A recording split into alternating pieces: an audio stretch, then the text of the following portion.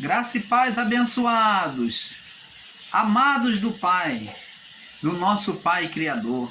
Eu venho até vocês nesse excelente dia que nos fez o nosso Deus e Pai, falar sobre um tema que se chama o Deus odioso. O Deus odioso. Vamos ver se conseguimos falar em uma parte só, senão faremos duas partes, tá? No máximo, tá bom? Então, em duas partes, vamos ver se conseguimos falar tudo isso. Então, abençoado, vamos estar falando aqui, por que, irmão Paulo? Porque existem ensinadores, irmãos em graça, apresentando dois deuses, como se existisse dois deuses. Inclusive, existem irmãos, eu falo isso com todo respeito, eu venho aqui tirar o equívoco, não venho combater contra a carne de ninguém, contra a natureza humana de ninguém, e muito menos espiritual. Então, preste atenção, existem irmãos aí ensinando dois deuses, que no antigo pacto existia dois deuses, e nós vamos ver que nunca existiu. E existe aqueles que têm tomado a palavra como se Deus fosse dois, dizendo que aonde existe a palavra Deus é o Criador, e aonde existe a palavra Senhor é o Deus maligno, o Deus que imperava naquele século. Nós vamos ver isso. Existem tantas conjecturas que só veem Deus com os olhos maus, mas nós, o canal Luz da Graça, vemos sempre Deus na forma que Ele é, como um Deus bom. E sobre esta visão é que vamos estar compartilhando a cada um de vocês. O Deus odioso, parte 1. Abençoados, enquanto nós temos recebido, abençoado, quantos de nós temos recebido o ensinamento de um Deus mau e odioso? Quantos têm recebido o ensinamento dizendo agora que Deus é mau, que Deus foi mau no passado? Que o Deus do passado não é o mesmo Deus presente após o mesmo Deus do primeiro século e após o juízo. Então, existe um grande equívoco no entendimento dessas pessoas que ensinam dois deuses ou duas manifestações de Deus, como um Deus odioso no antigo pacto e como um Deus bondoso no novo pacto. Isto não é verdade. Nós vamos ver, entender isso e compartilhar com os irmãos. Então, cuidado com esses equívocos de entendimento. Você, meu irmão, minha irmã que está entrando em graça, buscando aprender.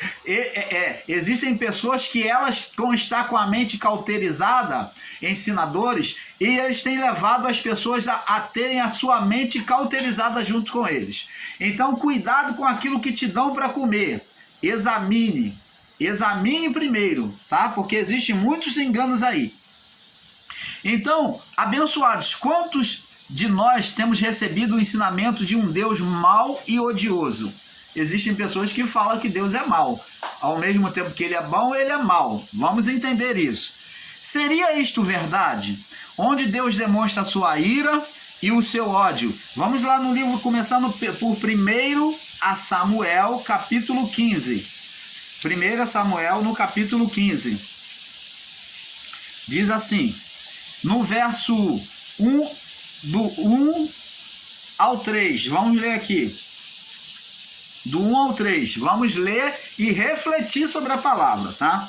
Então disse Samuel a Saul: enviou-me o Senhor a ungir-te rei sobre o seu povo e sobre Israel.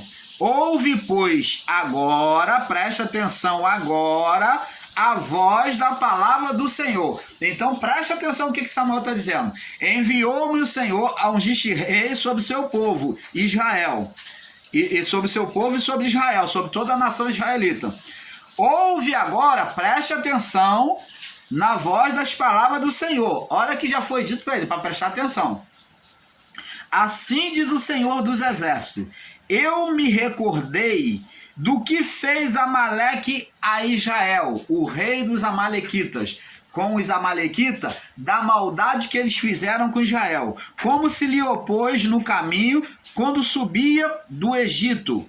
Vai, pois, agora e fere a Amaleque, destrói totalmente a tudo que tiver, e não lhe perdoes, porém matarás desde homem até mulheres, até a mulher, desde os meninos até os de peito, desde os bois até as ovelhas e desde os camelos até os jumentos. Vamos agora, para termos um perfeito entendimento, amado e abençoado, para não dizerem e alegarem que o irmão Paulo está conjecturando, está texto fora do contexto. Esses irmãos, o pretexto deles é julgar que os outros estão fora do contexto. Mas quem está fora do contexto o tempo todo, eu tenho visto, é que são muitos irmãos ensinadores em graça. Eles têm ludibriado a mente das pessoas, pervertendo a mente da pessoa com engano. Isso se chama truque. Isso é hipnotismo de palavras. E é o que tem acontecido em graça aí por muitos aí. Tá? Eu não vou citar nome porque a minha luta não é contra a carne, mas estou aqui para combater o engano da palavra. Agora, para não ficar texto sobre contexto, para eles não alegarem isso, vamos ver este fato acontecendo lá no livro de Êxodo 17. Marca aí, vamos lá no livro de Êxodo 17, é o segundo livro, né, da Bíblia. Êxodo 17, vamos ver aqui, no capítulo 17, aonde os amalequitas agem covardemente contra o povo de Israel. No verso 14, diz aqui, Êxodo 17, vamos ler do verso 8 em diante, para ter o melhor entendimento. Então veio Amaleque, o rei dos amalequitas, aquele mesmo falado lá no livro de Samuel, e pelejou contra Israel. Aonde? Em Refidim. Por isso disse Deus a Moisés e a Josué: escolhe-nos homens que saia a peleja contra Amaleque. Amanhã eu estarei sobre o cume do outeiro, e a vara de Deus estará na minha mão. Então disse Moisés a Josué: escolhe, pois, homens e saia a peleja contra Amaleque. E amanhã estarei, Moisés falou, sobre o cume do outeiro, e a vara de Deus estará na minha mão. E fez Josué conforme Moisés lhe ordenara. Pelejaram contra Amaleque, o rei dos amalequitas. Mas Moisés, Arão, subiram ao cume do outeiro, ficaram no alto, assistindo a batalha. Verso 11, e acontecia que quando Moisés levantava a sua mão, Israel prevalecia, Israel vencia a batalha. Estou traduzindo para os que têm dificuldade de entendimento. Mas quando ele abaixava a mão, cansado, os de braços cansados, né? Ele abaixava a mão, Amaleque prevalecia, vencia a batalha contra Israel. Verso 12. Porém, as mãos de Moisés eram pesadas por causa da idade, né? O cansaço. Por isso, tomaram uma pedra e puseram debaixo dele, para assentar-se sobre ela. E Arão e Ur, os dois, Arão e Ur, o que eles fizeram? E Arão e Ur, e Arão e Ur sustentaram as suas mãos, né? De um lado e de outro. Um lado Arão, do outro lado Ur, né? E do outro. Assim ficaram as mãos firmes até que o sol se pôs. E com isso Israel prevaleceu, né?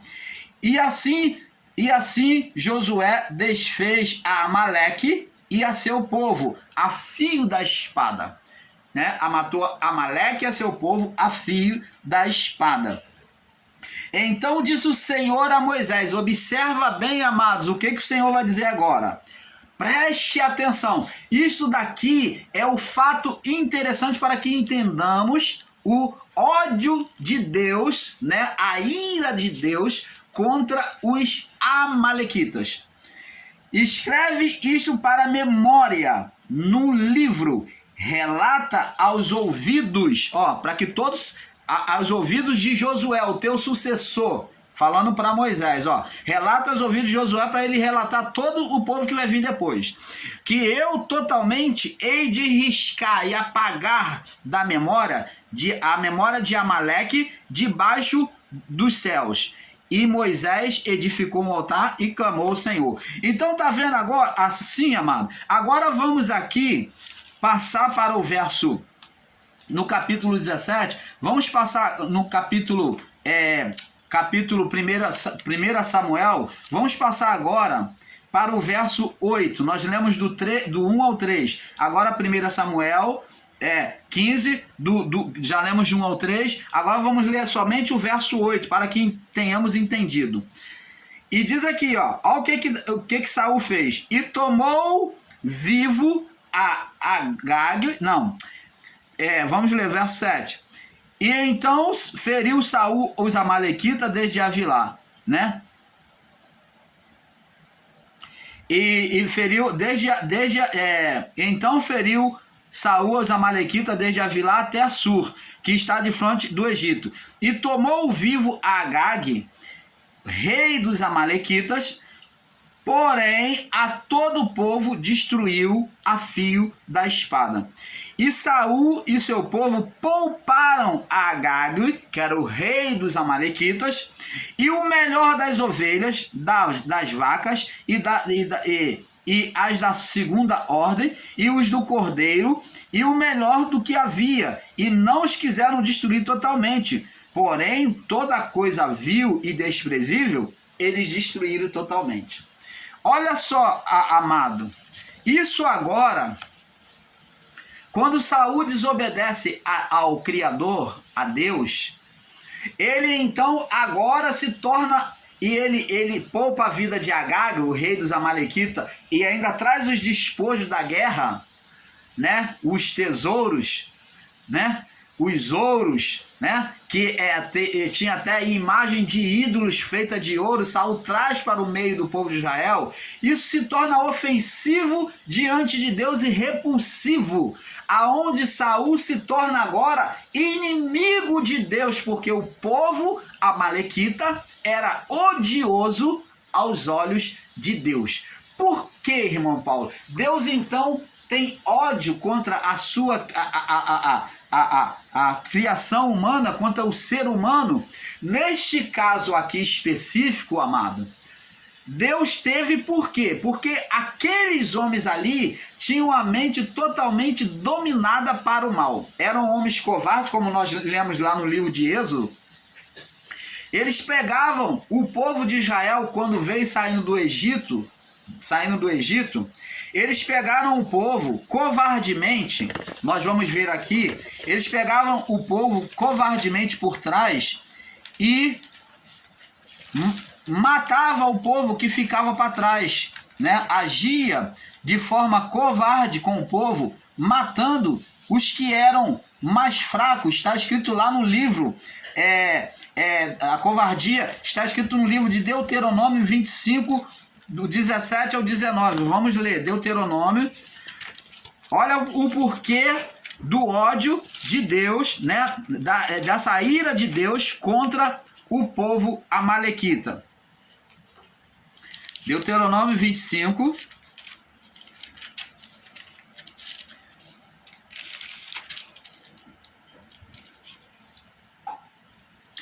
Deuteronômio, no capítulo 25, do 17 ao 19.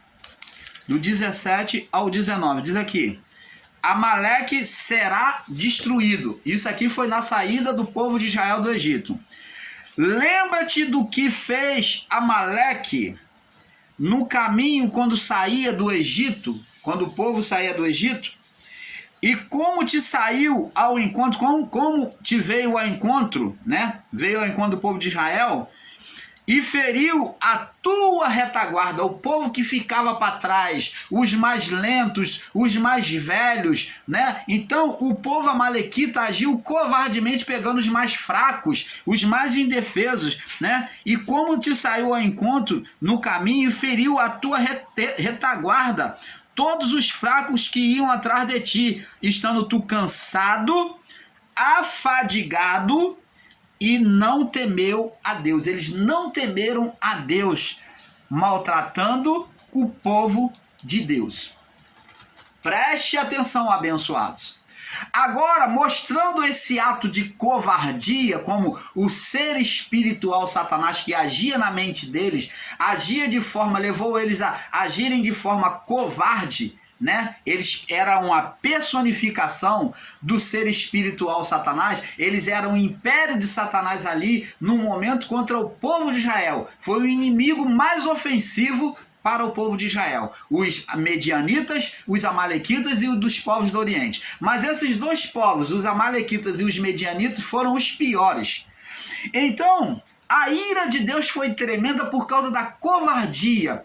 Veja que esse ser Satanás que agiu na mente desse povo amalequita também agiu com Jesus, esperando 40 dias, Jesus no seu jejum, esperando passar 40 dias, somente quando a carne ficou totalmente fraca, quando a fome veio, é que ele se apresentou na tentação. Veja como ser espiritual, como era um ser espiritual covarde, que vivia de oportunidades como aquele povo amalequita, que pegava por trás nas fraquezas, como também foi dito lá, né, na primeira profecia, escatologia dita por Deus na sentença contra a serpente, que ela iria abocanhar o calcanhar. Quer dizer, fala de covardia, pegar por trás,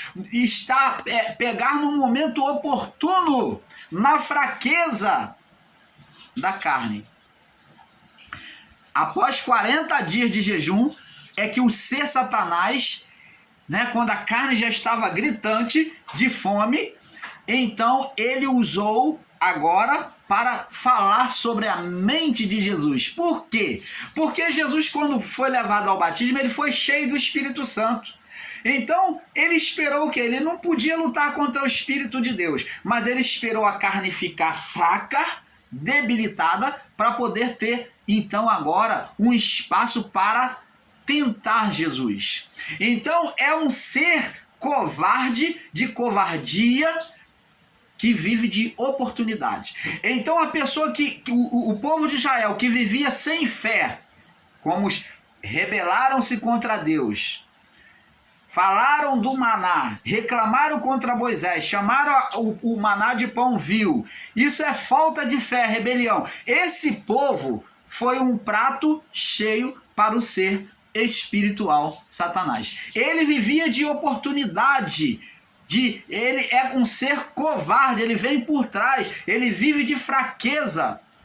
Por isso que você, meu irmão, minha irmã, não pode se entregar às fraquezas da sua carne. Você não pode aceitar a depressão, você não pode aceitar esse estado enfermo na sua vida e não manifestar a sua fé. Se você não manifesta a sua fé, o ser espiritual Satanás naquela época, e hoje os espíritos gerados pela carne, vai te vencer.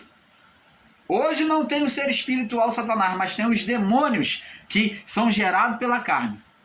Então, a partir da sua carne, esses seres espirituais que são gerados pela carne, são chamados de demônios, eles vão te vencer. Por quê? Porque você está entrando em estado depressivo, você está aceitando, você está caindo em conformidade, você está aceitando como a doença fosse vontade de Deus. Ah, irmão Paulo, tudo é vontade de Deus. Não, nunca foi vontade de Deus o sofrimento do justo, porque a palavra diz aqui no livro de Salmos, no Salmo 5, que o Senhor não tem prazer, no Salmo 5,4, que o Senhor não tem prazer no sofrimento do homem, do justo. Aqui, amados, o povo amalequita se torna inimigo de Deus, porque ele se torna inimigo do povo de Deus. Então Deus toma para si as dores daquele povo que é dele, que ele está arrebanhando. Agora, preste atenção, você considerar por conta disso, de Deus odiar aquele povo, né? Manifestar a ira sobre aquele povo e amar o povo de Israel, Ora, se o povo de Israel é filho, Deus, como um pai protetor, vem proteger os seus filhos. E logo, para os filhos, ele se manifesta como um Deus de bondade. E para os inimigos dos seus filhos, como um Deus mau, um Deus odioso. Deus foi odioso para aquele que se submetia a Satanás, ao seu inimigo, ao inimigo do homem e de Deus, que era o ser Satanás. Agora, amado, diante desse relato, o que pensar ou dizer? Que Deus é este apresentado na Escritura, no período da lei? Verdadeiramente nos parece ser um Deus mau, mas não seria este Deus que Adão, no seu estado de pecado, enxergou a Deus? Vamos lá no livro de Gênesis, aonde é que o Deus mau começou a ser manifesto. Gênesis, capítulo 3, no verso 10, 11, diz assim. Vamos ler do verso 9 até o 11. E chamou o Senhor Deus Adão e disse: onde estás? Verso 10. E ele disse: ouvi a tua voz soar no jardim. Como todas as vezes, ele dialogava com Deus, como amigo, como filho. Temi. Opa! Temeu? Temeu por quê? Se você só teme aquilo que é mal, aquele que é punidor. Temi, porque estava nu. Ele viu a Deus como um Deus punidor e um Deus acusador. Opa! Aonde então passou a existir o acusador? Na mente de Adão e a sua mulher. Mas Deus era acusador e punidor? Deus chegou a ele como acusador e punidor? Não. Nós vamos ver isso. Deus não chegou assim. Adão, agora, após o seu estado de pecado, na sua mente, começa a ver Deus como punidor e acusador. Um Deus odioso.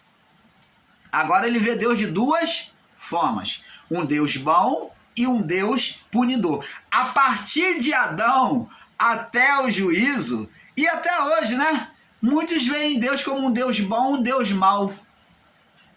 Mas ele não é mau. Mas o mal, como diz a palavra, vamos ver lá no livro de Provérbios, que o chicote, assim como o freio é para a boca do cavalo e o chicote para as costas do tolo, assim é a palavra da lei, a repreensão para o tolo. Entendeu? O chicote assim é o chicote para as costas do tolo, para aquele que não ouve a Deus. Então o sofrimento só vem para aquele que é odioso, aquele que não se sujeita a Deus. Como diz a palavra, o meu justo viverá pela fé. Ó, tem que ter fé, esperança em Deus, crer em Deus, acreditar nas suas palavras, se submeter. Mas se ele retroceder, se ele me desprezar, se ele voltar atrás, se ele for contra a minha palavra, o meu coração não terá prazer nele. Então ele não vai ter mais parte com Deus. E foi isso que aconteceu com os medianitas. Abandonaram a Deus, desprezaram a Deus. Deus para eles era um Deus desprezível, aonde o Deus deles eram vários deuses pagãos, e eles se voltaram contra os filhos de Deus. Além de desprezar a Deus, eles se voltaram contra os filhos de Deus. Aí agora vamos entendendo. Então, vemos que Adão agora vê a Deus como um Deus mau. E Deus pergunta a ele: e disse Deus: quem te mostrou que estava nu? No verso 11.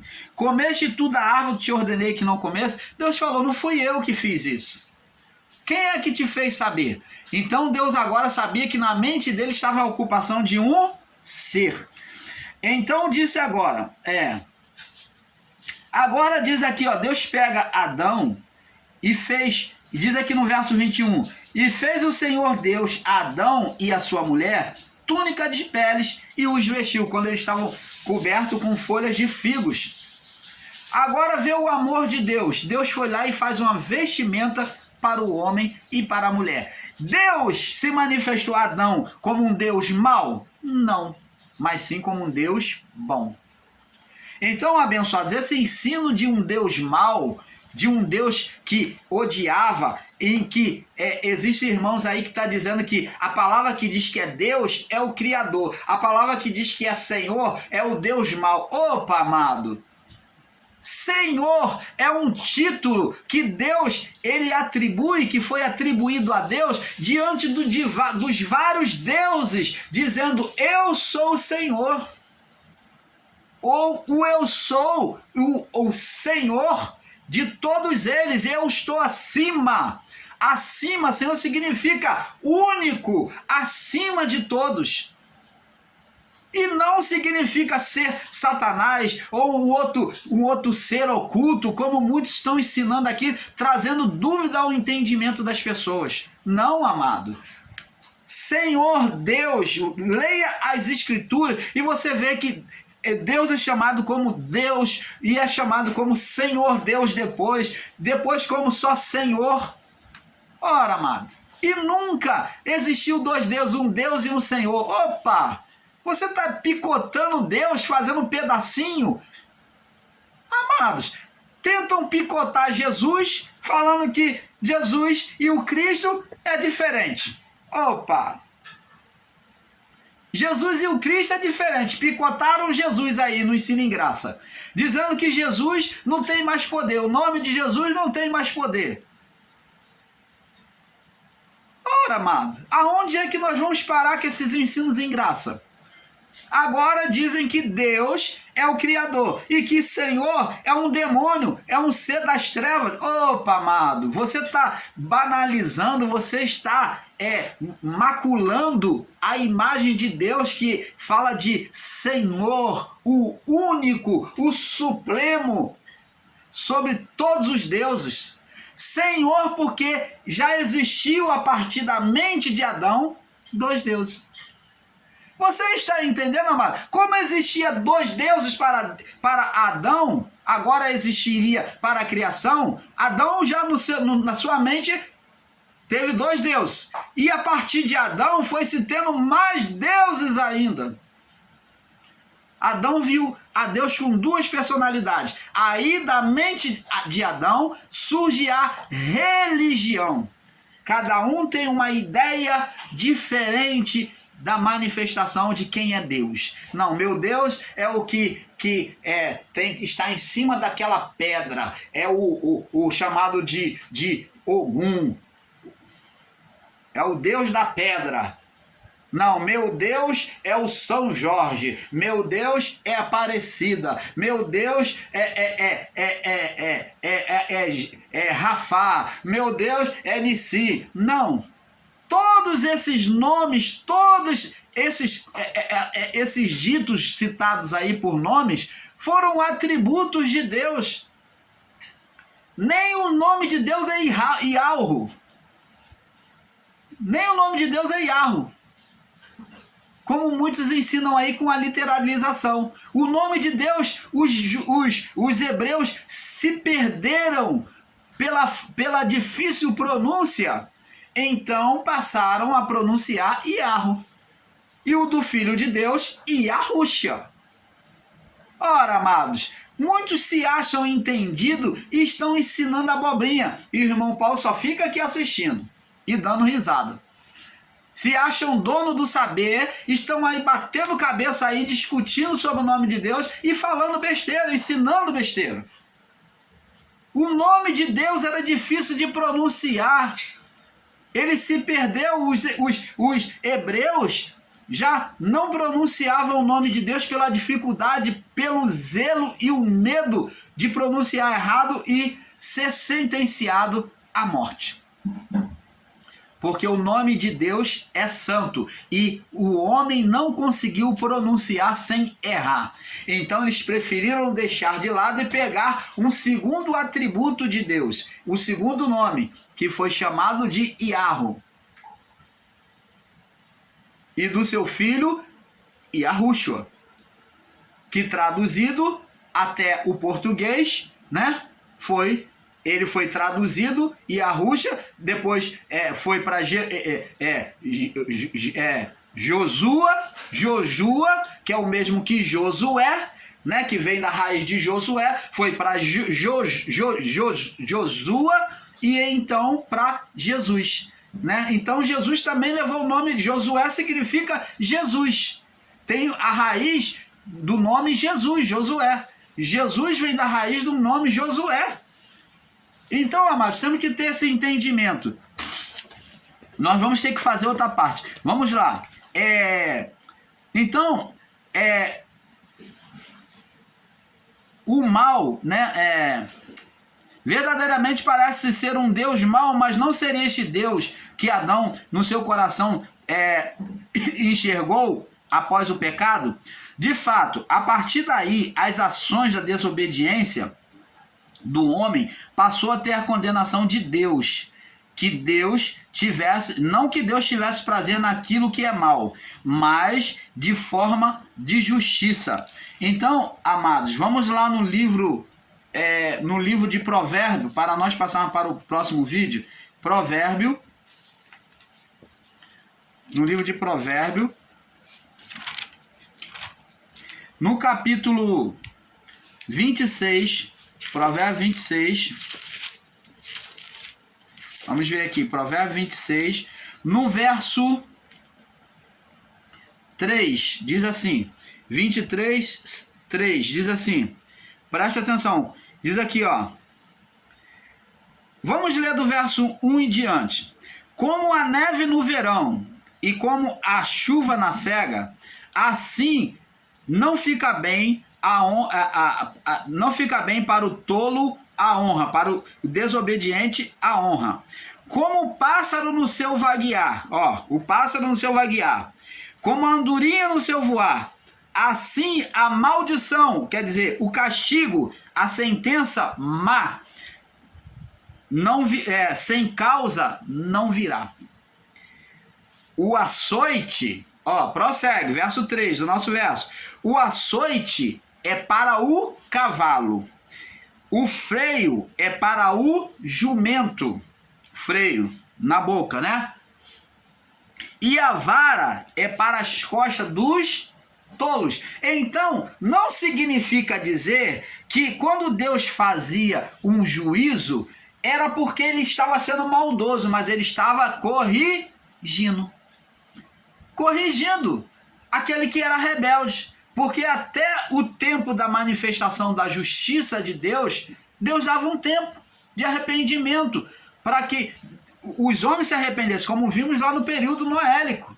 Deus esperou ainda mais 120 anos após ter anunciado que ele se arrependesse daquele mal, entrasse na arca para poder se salvar, e mesmo assim aquele povo se recusou a ouvir a Deus, esperando ainda mais 120 anos. Deus, na sua paciência, na sua bondade, esperou antes de trazer juízo, depois de ter sido anunciada a salvação dele, esperou mais 120 anos. Após os